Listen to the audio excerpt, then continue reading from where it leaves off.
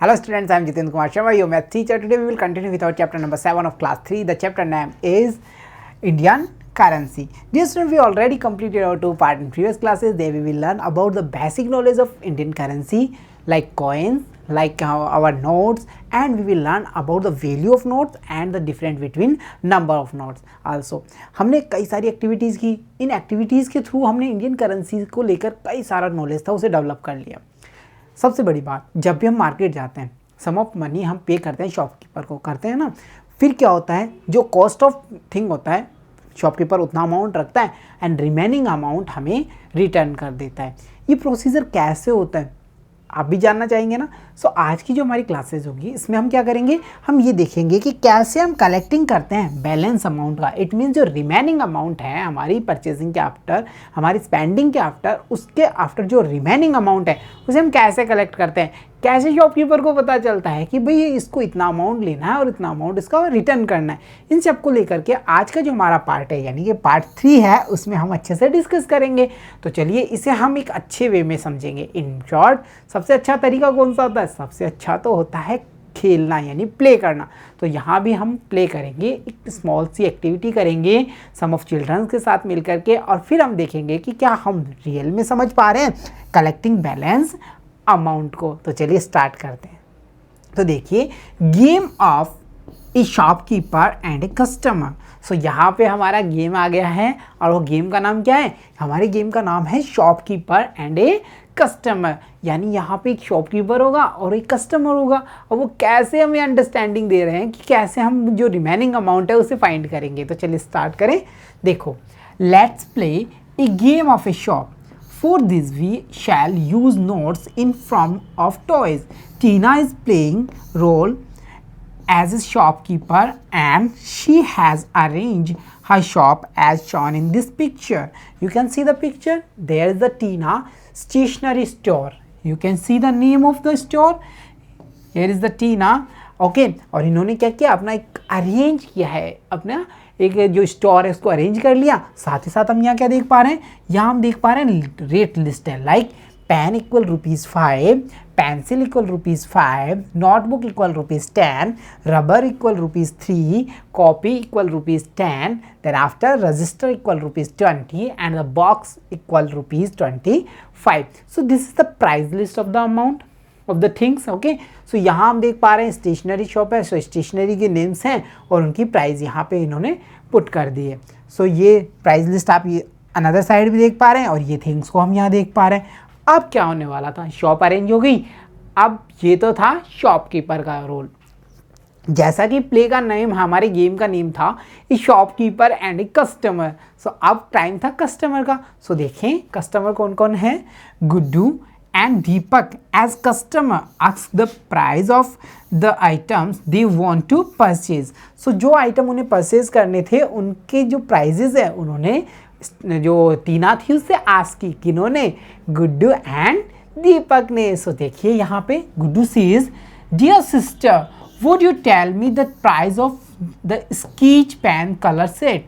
It means dear sister जो sketch color set है आप उसका प्राइस मुझे बता सकते हैं. ऐसा ही होता है ना, जब भी हम मार्केट जाते हैं कोई थिंग हमें चाहिए तो हम सबसे पहले शॉपकीपर से उसका प्राइस फाइंड करते हैं, भाई ये प्राइस कितना है इसका.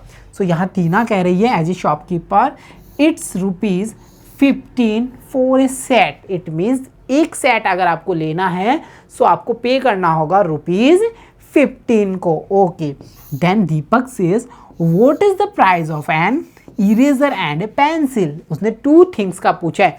सो the shopkeeper as Tina says ₹3 for 1 eraser and ₹5 for each pencil. Clear है ना. सो यहाँ पे उसने अलग अलग डिफरेंट अमाउंट बता दिया. Then Guddu says and how much for a pen and a notebook. Okay, अब मुझे ये बताओ एक पेन का और एक नोटबुक का ईच का कितना कितना होगा, मुझे ये प्राइस बताइए. सो द शॉपकीपर जो कि टीना है सेल्स कहती है ₹5 for a pen and ₹10 for a notebook. Okay, price मिल गया हमें सबका. दिस वे, इसी तरीके से डियर स्टूडेंट, जब हम मार्केट जाते हैं कोई थिंग परचेज करना होता है तो सबसे पहले हम उसका रेट लिस्ट फाइंड करते हैं। सो अब तक का जो प्ले है, हमारा गेम है, उसमें हमने ये अंडरस्टैंडिंग की कि how can we talk about things that we want to purchase. जो हम परचेज करना चाहते हैं उन थिंग्स के लिए हम कैसे शॉपकीपर से कन्वर्सेशन करेंगे, उसके रिगार्डिंग हमने यहाँ देखा है। Dear student, then the Deepak says, can I get the price of a register and a box also?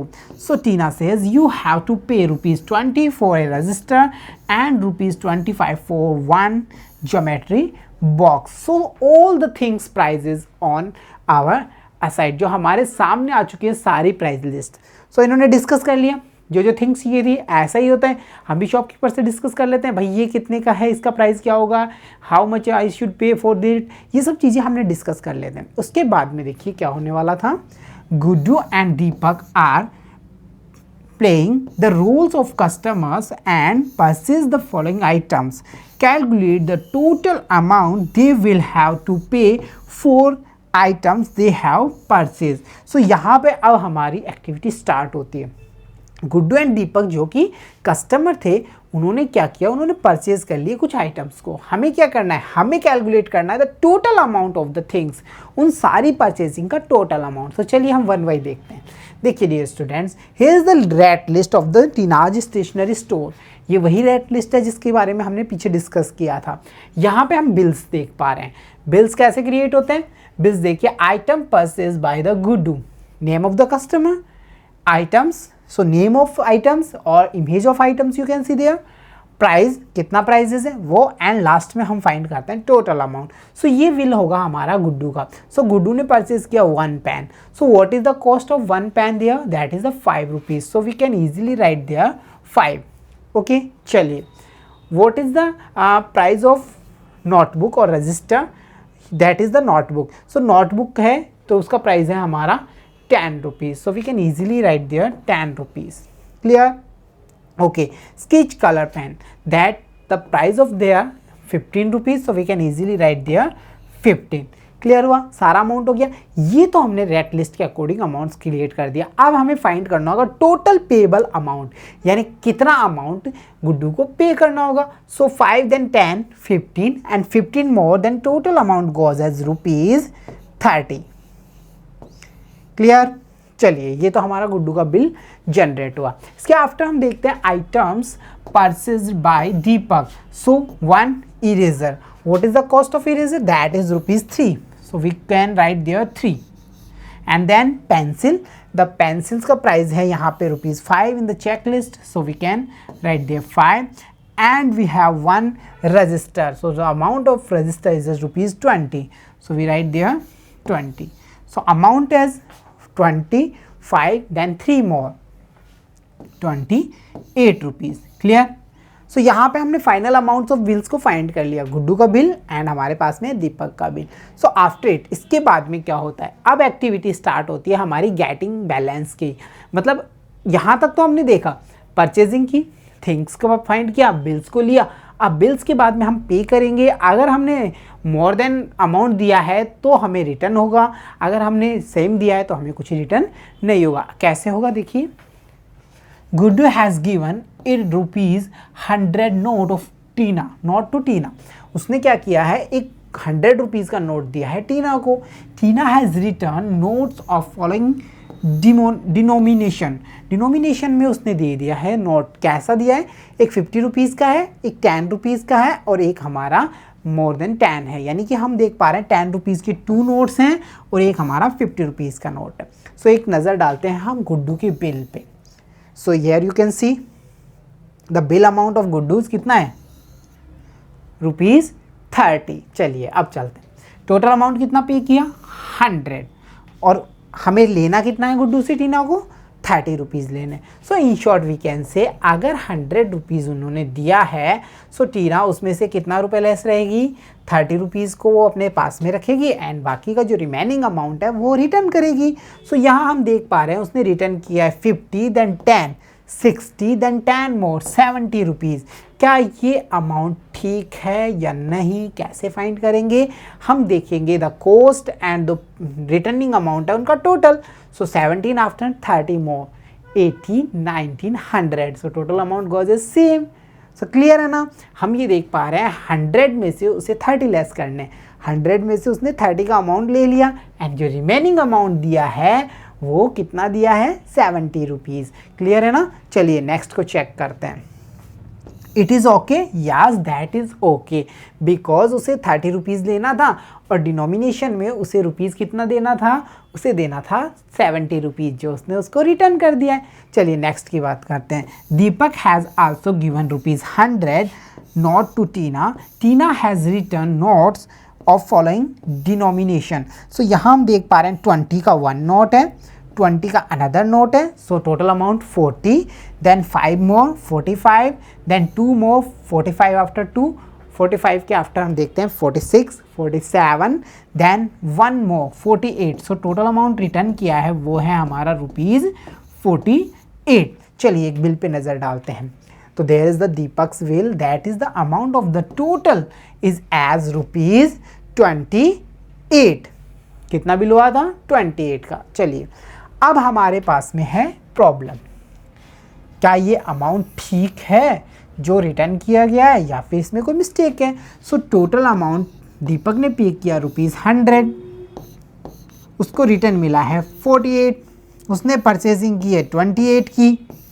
सो ये अमाउंट हम चेक कर लेते हैं.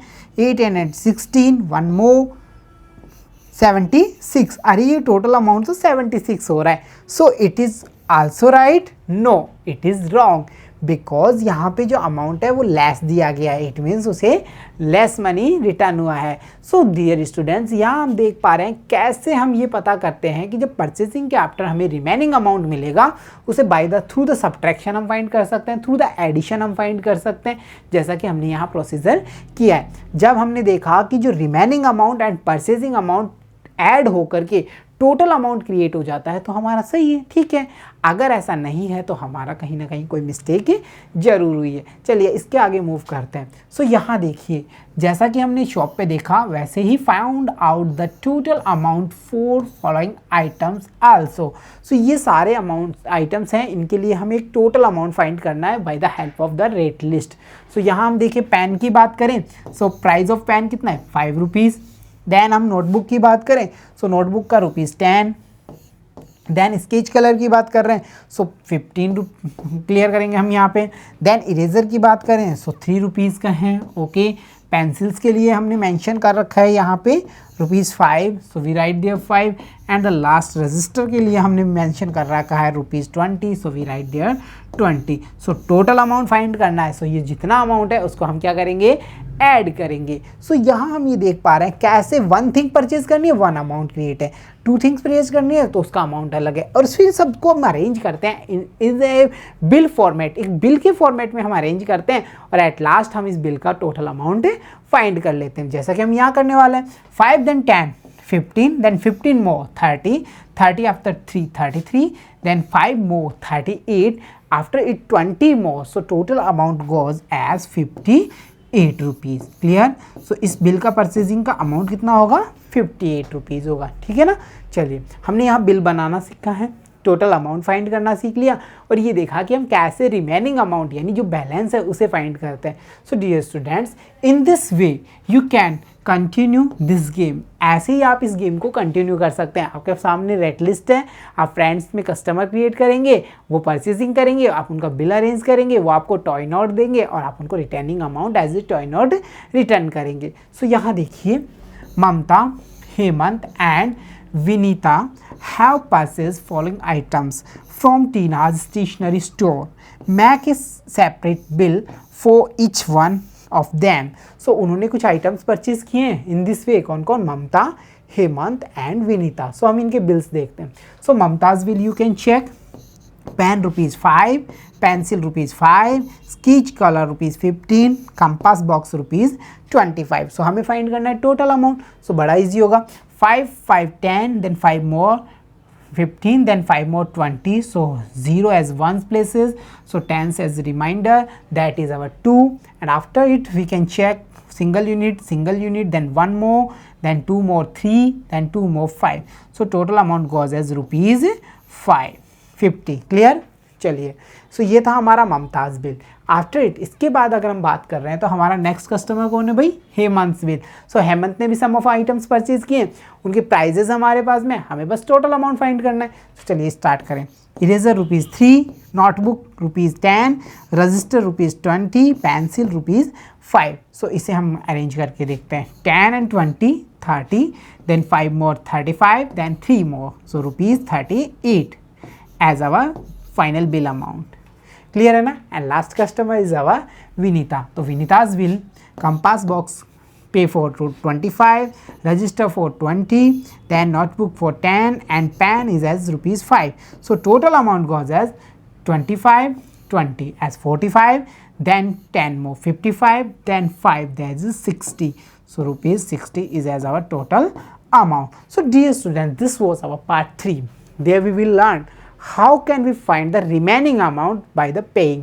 यानी हमने ये देखा कि कैसे हम परचेजिंग कर रहे हैं, उसका टोटल बिल फाइंड कर रहे हैं, सेपरेट थिंग्स से हमने कंबाइंड बैलेंस बनाया है, उस बैलेंस को लेके हमने सम ऑफ मनी पे किया है। अगर हमारा जो पेएबल मनी है, यानी हमने जो मनी पे किया है वो मोर देन द बिल है, सो हमें उसके regarding sum of balance return मिलता है। इसे हम कहते हैं कि हमने बैलेंस कलेक्ट किया है, या इन शॉर्ट हम कह सकते हैं हमने रिमेनिंग अमाउंट फाइंड किया है। तो इस चैप्टर के जो पार्ट 3 है वहाँ हमने ये देखा कि कैसे हम कलेक्ट करेंगे हमारे बैलेंस को। एंड आई होप आपने अच्छे से इंजॉय किया होगा ये गेम, जो डिपेंड था एक शॉपकीपर और कस्टमर पे। एंड आई होप आप अच्छे से लर्न भी कर रहे हैं ना। So dear students, keep watching, keep learning, see you soon in next class. Thank you.